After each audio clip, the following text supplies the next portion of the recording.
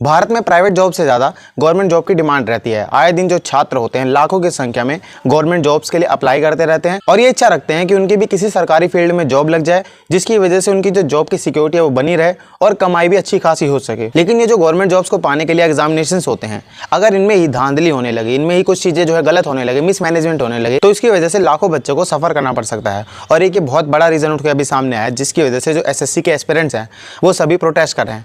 अब पूरा जो इशू है इस वीडियो में हम समझेंगे। तो होता क्या है कि जो स्टाफ सिलेक्शन कमीशन है वो 24 जुलाई से लेकर 1 अगस्त के बीच में जो उनका फेज 13 का एग्ज़ाम था वो लेने की तैयारियां कर रही थी और वो एग्ज़ाम जो है स्टूडेंट्स के उन्हीं दिनों में होने वाले थे।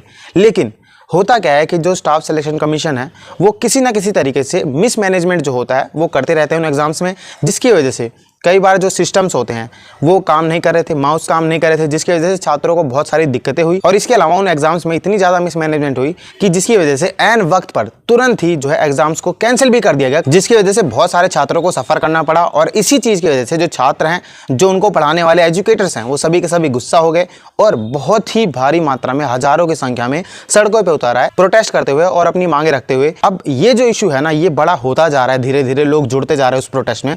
और अभी के समय पे तो ये शांत नहीं है, लेकिन बीते कुछ दिनों में जितना भारत सरकार ने गलतियां करी है अपने जो एग्जामिनेशंस कंडक्ट करवाते हैं उनमें, वो बहुत ही शर्मनाक है। क्योंकि ऐसे एग्जाम्स में भारत सरकार की पूरी जिम्मेदारी बनती है कि बच्चों को किसी भी तरीके की कोई भी परेशानी ना होने दे। अब बच्चे अपनी परेशानी तो खुद सॉल्व कर सकते हैं, लेकिन अगर भारत सरकार इतनी परेशानियां जो हैं बच्चों के लिए खड़ी कर रही है तो फिर तो भाई सोचने की बात है कि भारत सरकार कर क्या रही है। अब ये जो सवाल है ना, ये बच्चे भी पूछ रहे हैं गवर्नमेंट से कि ये जो गलतियां हुई हैं, ये जो मिसमैनेजमेंट हुआ है, इसके पीछे का रीज़न क्या है।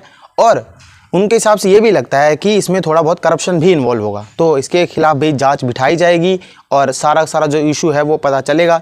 अगर ठीक सा रहा तो फिर उसके ऊपर भी वीडियो बना दूंगा मैं। धन्यवाद।